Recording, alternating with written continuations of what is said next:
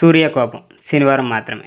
So రీసెంట్గా natural star Nani హీరోగా నటించిన వివేక్ ఆత్రేయ దర్శకత్వంలో రూపొందుతున్న సరిపోదా శనివారం టీజర్ అయితే లాంచ్ అయింది. సో హీరో నాని పుట్టినరోజు సందర్భంగా అయితే రిలీజ్ చేశారు. ఇక ఈరోజు టీజర్ రివ్యూ అయితే తెలుసుకుందాం. సో వీడియోని ఎవరైతే కొత్త వారు చూస్తున్నారో ముఖ్యంగా మూవీ అప్డేట్స్ కోసం మన ఛానల్ తప్పకుండా అయితే సబ్స్క్రైబ్ చేసుకోండి.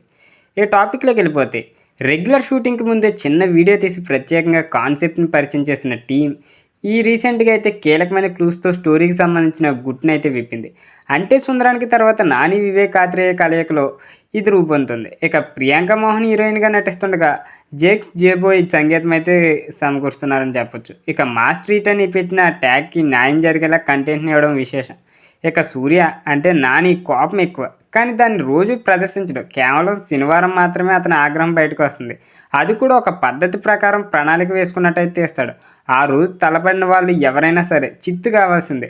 కానీ సందర్భాలన్నీ అలా ప్లాన్ చేసుకుని రావు కదా.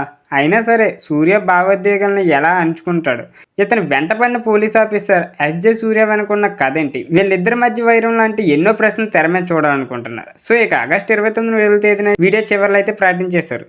సో రిలీజ్ డేట్కి సంబంధించిన సస్పెన్స్ తీరిపోయింది. డివివి ఎంటర్టైన్మెంట్స్ భారీ బడ్జెట్తో తీస్తున్న సరిపోదా శనివారం కోసం వివేక్ ఆత్రేయ తన రెగ్యులర్ స్టైల్కి భిన్నంగా అయితే యాక్షన్ ప్లస్ మాస్ని అయితే ఎంచుకోవడం విశేషం.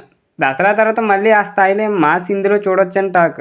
ఆ ఫీల్ని సినిమా కొనసాగిస్తుందని అభిమానులు అయితే నమ్మకం ఎక్కువ ఉంది. సో క్వాలిటీకి ప్రాధాన్యం ఇవ్వడం వల్ల హాయ్ అన్న తర్వాత కొత్త సినిమా విడుదలకు 6 నెలలు పడుతుందన్న నాని వెనకాడకుండా సహకరిస్తున్నాడు. ఇక వేసవిలో షూటింగ్ పూర్తి చేసి జూలై చివరి వారం నుంచి ప్రమోషన్లు అయితే మొదలెడతారు. సో చూద్దాం మరి ఏం జరగబోతుందో. సో మీలో ఎంతమంది నాని ఫ్యాన్స్ ఉన్నారో కింద కామెంట్ రూపంలో తెలియజేయండి. వీడియో నచ్చితే తప్పకుండా లైక్ చేయండి. ఇలాంటి మూవీ అప్డేట్స్ కోసం మన ఛానల్ తప్పకుండా సబ్స్క్రైబ్ చేసుకోండి.